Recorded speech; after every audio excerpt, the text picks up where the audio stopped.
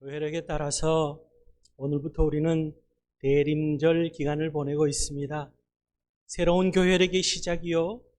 또한 주님께서 2000년 전 이 땅에 오심을 감사하며 기뻐하며 기념하는 그런 절기요. 다시 오실 주님을 고대하는 그런 절기로 우리는 대림절 기간을 보냅니다.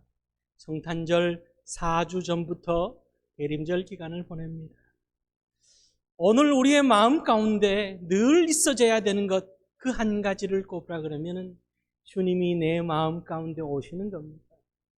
날마다 하나님의 임재, 예수 그리스도의 임재가 우리 마음 가운데 임할 때 주님이 세상을 이기신 것처럼 우리 또한 이 세상을 넉넉히 이길 수 있다는 사실을 기억하고 오늘 이 시간에도 이 예배 가운데 하나님의 임재, 예수 그리스도의 임재가 우리의 마음 가운데 이 자리로 가득 채워지는 예수 그리스도의 임재가 넘치는 오늘 이 시간이 되시기를 주님의 이름으로 축원합니다. 우리는 그런 마음으로 오늘을 살아가야 돼요. 주님이 다시 오실 것을 준비하며 늘 주님이 내 마음 가운데 오심을 사모하며 그렇게 살아가는 우리들이 어떤 모습이어야 하는지를 오늘 말씀 속에서 우리에게 깊이 있게 잘 깨닫게 하고 있습니다. 그 첫 번째는요, 주님이 우리 가운데 오시는 첫 번째는 하나님의 말씀 안에 거하는 삶, 그것이 주님이 우리 가운데 오신 첫 번째 비결이라고 오늘 그렇게 말합니다. 예수님보다 6개월 먼저 태어난 세례 요한이 빈 들에 있을 때 하나님의 말씀이 그에게 임합니다. 빈 들이라는 것은 어떤 것입니까? 먹을 것이 넉넉하지 않는 곳입니다. 쉴 만한 그늘이나 피할 곳이 넉넉하지 않은 곳입니다. 한마디로 빈들이라는 것은 삭막한 것이 빈들이죠. 메마른 곳이 빈들입니다. 한편으로 보면은 이 빈들이라는 것은 인생에 어떻게 보면은 메마른 인생, 밑바닥 같은 모습이 빈들 같은 모습입니다. 혹시 여러분 오늘 우리의 삶이 그런 모습에 처해 있지는 않습니까? 빈들 같은 내 모습을 보며 괴로워하고 속상해하고 있지 않습니까? 그런데요, 오히려 그런 삶의 모습 가운데 주님의 은혜가 임하고 주의 말씀이 임하고 있다라는 사실이에요. 오늘 세례 요한이 빈들에 있는 그 몸과 마음이 가난함에 처해 있는 그 가운데 하나님의 말씀이 그에게 임한 겁니다. 주님의 말씀이 그 낮아진 그 모습 속에 세상적으로 채워지지 않은, 세상적으로 만족하지 못하고 있는 오히려 그런 모습 속에 주님께서 더욱더 주님을 간절히 사모하는 그 성편 가운데 주님을 사모하며 간절히 기다리는 세례 요한에게 오늘 하나님의 말씀이 임했습니다. 오늘 말씀이 그렇게 이야기하고 있죠. 빈들에서 사가랴의 아들 요한에게 임한지라. 하나님의 말씀이 요한에게 임했다, 이렇게 말씀하고 있습니다. 우리 성경에 임했다라고 쓰는 이 단어가 헬라어 원어를 들여다보면은 사로잡았다라고 하는 그런 뜻이 담겨져 있습니다. 말씀에 사로잡혔다라는 거예요. 말씀에 사로잡히기 시작하니까 그 삶이 하나님의 사명자로 나아가는 축복의 길로 세례 요한이 이제 출발하게 되어지는 겁니다. 오늘 우리 또한 우리 사랑하는 성도님들의 삶 가운데 하나님의 말씀이 우리를 사로잡는, 하나님의 말씀이 우리의 삶을 사로잡는 그런 놀라운 축복의 삶이 되어질 수 있기를 주님의 이름으로 축원합니다. 여러분, 오늘 우리의 삶이 빈들과 같은 삶을 살고 계십니까? 세상 쪽에서 목말라 하며 가란 심령에 채우지 못해서 세상적으로 채우지 못하고 여러 가지 것들로 부족함 가운데 메마른 그런 삭막한 삶을 살고 있습니까? 오히려 주님 앞에 부르짖어서 주님 앞에 겸손하게 우리의 삶을 내어놓고 주님의 은혜를 사모하며 기다릴 때 하나님의 말씀이 우리 가운데 오늘 임함으로 인하여서, 말씀이 우리를 사로잡음으로 인하여서 우리의 삶이 하나님의 능력자의 삶, 사명자의 삶으로 세상을 넉넉히 이기고 변화시키는 축복의 삶으로 나아가는 축복의 주인공들이 될 줄로 믿습니다. I am second라고 하는 책이 있습니다. 최고의 그 각 분야의 최고의 전문가들이 하나님을 경험한 그 간증의 내용을 담은 그런 책입니다. 제가 이 책을 가지고 있었는데 찾으니까 어제 기억이 나서 찾으니까 기억이 잘 나지 않더라고요. 이게 지금 절판이 된 책인데 제가 참 감명 있게 읽은 책입니다. 그 책에 보면은 브라이언 웰치라고 하는 그 락그룹 기타리스트가 쓴 내용이 아주 인상 깊게 기록이 되어져 있습니다. 이 브라이언 웰치가 속해 있는 락그룹은 그래미상을 2번이나 받을 만큼 아주 세계적인 락그룹이었습니다. 어마어마한 부를 이 음악을 통해서 부를 축적했습니다. 그런데 이 브라이언이 그 물질적인 풍요로움 가운데 그 마음의 빈곤함을 채우지 못해서 늘 마약으로 마음을 위로를 삼고 있었습니다. 이 마약을 끊지 못하는, 마약을 하지 않으면 불안해서 견딜 수 없는 그런 삶을 살았습니다. 그러던 어느 날 친구가 찾아왔습니다. 친구가 이야기합니다. 브라이언, 내가 하나님의 말씀을 읽다가 꼭 너에게 전해줘야 되겠다라고 하는 영적 감동이 있어서 찾아왔다. 그렇게 말하며 하나님의 말씀을 전합니다. 마태복음 11장 28절 말씀, 수고하고 무거운 짐진 자들아 다 내게로 오라, 내가 너희를 쉬게 하리라. 이 말씀을 내가 꼭 너에게 전해줘야 될 것 같아서 찾아왔다는 거예요. 브라이언이 친구로부터 그 하나님의 말씀을 듣는 순간 그 마음이 정말 그 하나님의 말씀이 그 마음이 와닿는 순간 하나님의 말씀이 자신을 사로잡는 것 같았다는 거예요. 그동안 공허하고 물질적인 풍요로움, 세상 인기를 다 얻었음에도 불구하고 그 마음의 공허함을 채우지 못해서 늘 무거운 짐을 가지고 마약에 의존하고 살았는데 그 말씀을 듣는 순간 말씀이 자기를 사로잡는 것을 경험했다는 거죠. 그 길로 매주일 교회를 출석했습니다.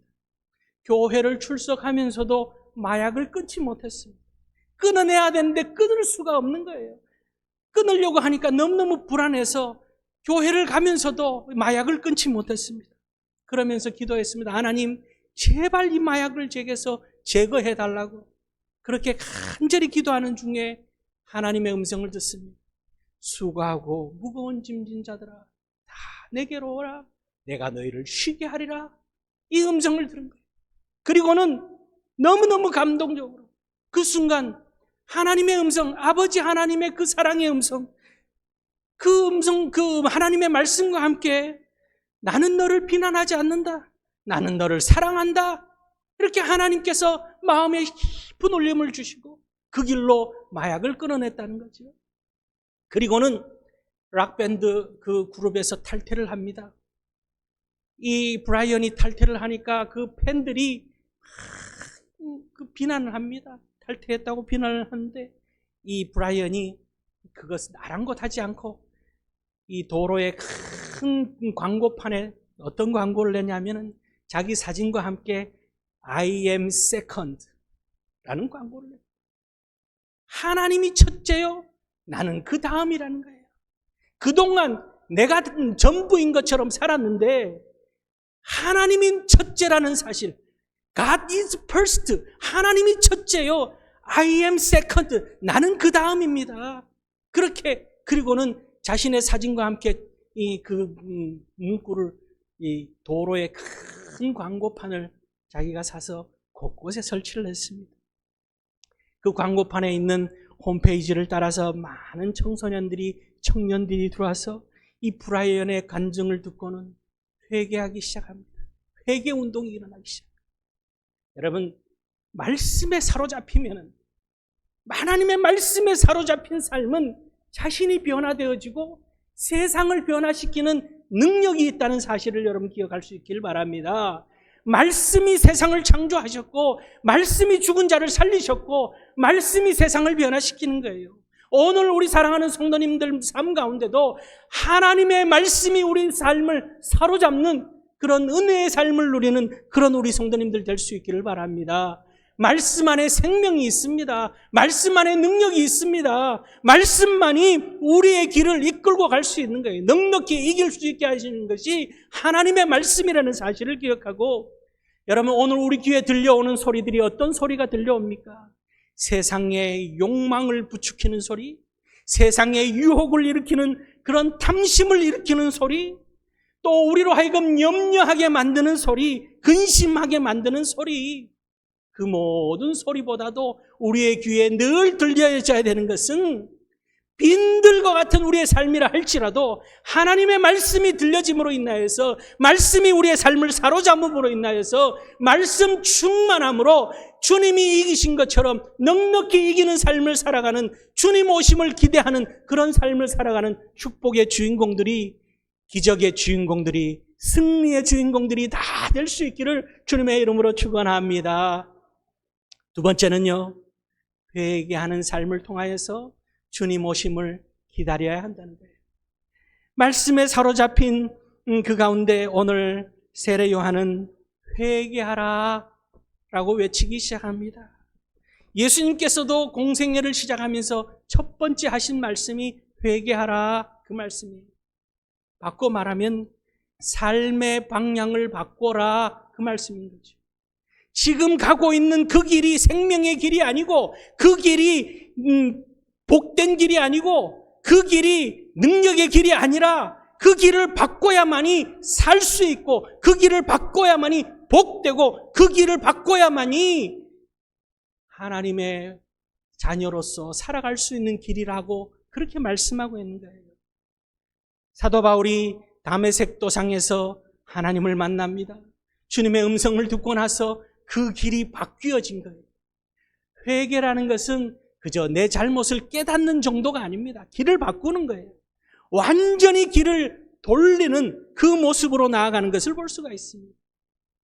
그래서 오늘 우리가 읽은 본문 뒤에 보면요, 8절 말씀에 보면은 그러므로 회개에 합당한 열매를 맺고, 그렇게 기록하고 있습니다. 회개의 삶은 열매로 나아가는 그런 변화된 삶이라는 것을 말씀합니다. 그러면서 11절 이하 말씀을 한번 보세요. 14절까지 말씀을 보면은 대답하여 이르되 옷 2벌 있는 자는 옷 없는 자에게 나눠줄 것이요 먹을 것이 있는 자도 그렇게 할 것이니라 하고, 세리들도 세례를 받고자 하여 와서 이르되 선생님이여 우리가 무엇을 하리까 하며 이르되 부과된 것 외에는 거두지 말라 하고, 군인들도 물어 이르되 우리는 무엇을 하리까 하며 이르되 사람에게서 강탈하지 말며 거짓으로 고발하지 말고 받은 급료를 족한 줄로 알라 하니라. 변화된 삶이 회개인 거예요. 변화된 삶으로 회개의 열매를 맺는 삶. 여러분, 우리 사랑하는 성도님들, 회개의 열매를, 하나님 예수 그리스도를 우리가 마음 가운데 모시고 살아가는 우리들, 회개의 열매가 있는 삶을 살아가는 그런 우리의 모습들이 될 수 있기를 바랍니다. 삭개오가 주님을 만났습니다. 삭개오가 주님을 만나고 나서 그 삶이 변화된 거예요. 회개의 삶으로 나오는 거죠. 재물을 불의한 방법으로 거둬들인 재물을 다 돌려줍니다. 오히려 더 많이 갚습니다. 그리고 가난한 자들에게 자신의 재물을 주면서 나눠줍니다. 이것이 회개의 열매의 모습, 회개의 삶으로 나아가는 것이라는 사실을 기억하고, 오늘 주님 오심을 기다리고 준비하는 우리의 모습이 세상적으로 우리의 열매를 맺기 위한 것이 아니라 주님 안에서 회개의 열매를 맺는 그런 삶으로 나아가는 그런 축복의 주인공들, 주님 맞이할 준비가 된 모습을 사는 그런 우리 성도님들 될 수 있기를 바랍니다. 1908년 평양 대부흥운동을 일으켰던 그 가운데 부흥운동을 이끈 그 방위량 선교사님이 있습니다. 이분이 한국 이름이 방위량인데요, 미국 북장로회에서 파송을 받은 선교사님입니다. 윌리엄 브레어라고 하는 그런 본명이 있습니다. 이 윌리엄 브레어 선교사님이 한국 이름으로 한국을 얼마나 사랑했는지, 그 젊은 나이에 한국에 와서 그 가난한 나라, 그 한국 땅에 와서 복음을 전하면서 자신의 이름을 한국 이름으로 바꿨습니다. 방위량으로. 이분이 1908년 평양 대부흥운동을 이끌면서 이 미국의 교회 북장로회의에 보고서를 쓴 책이 한국의 오순절과 그 후의 박해라고 하는 그런 이 논문 형태의 책이 있습니다. 거기에 이분이 기록한 내용을 보면은 1903년 원산에서부터 회개운동이 일어나기 시작해서 1907년 장대현 교회에서 나중에 목사님이 되신 길선주 장로님으로부터 시작해서 회개하기 시작합니다. 부흥회 중에 이 길선주 장로님이 나는 아간과 같은 죄인입니다 라고 자신의 죄를 고백하기 시작하면서 온 부흥회에 참석한 교인들이 회개하기 시작합니다. 마룻바닥을 치면서 통곡하며 회개합니다. 어떤 이는 살인을 한 것을 고백합니다. 어떤 여인은 아이를 버리고 도망친 이야기도 고백합니다. 온갖 회개가 일어나기 시작합니다. 일제강점기 하에 새로운 회개로 인해서 새로운 소망이 일어나기 시작합니다. 그 선교사님 기록에 보면은 이 회개운동으로 인해서 수천 명이 글을 배우기 시작했고 술주정군, 도박꾼, 살인자가 세 사람으로 바뀌었으며 학교가 설립되고 문맹퇴치운동이 일어나고 병원이 설립되고 금주금연운동이 전개되었으며 여성의 지위가 향상되고 무속과 우상숭배가 해방되고 일제식민지 정책에 대항할 민족의식이 고취되었습니다. 부흥운동의 결과로 한국의 소돔이라고 불리던 평양이 불과 15년 만에 동방의 예루살렘으로 변화되었습니다. 이렇게 기록되어 있습니다.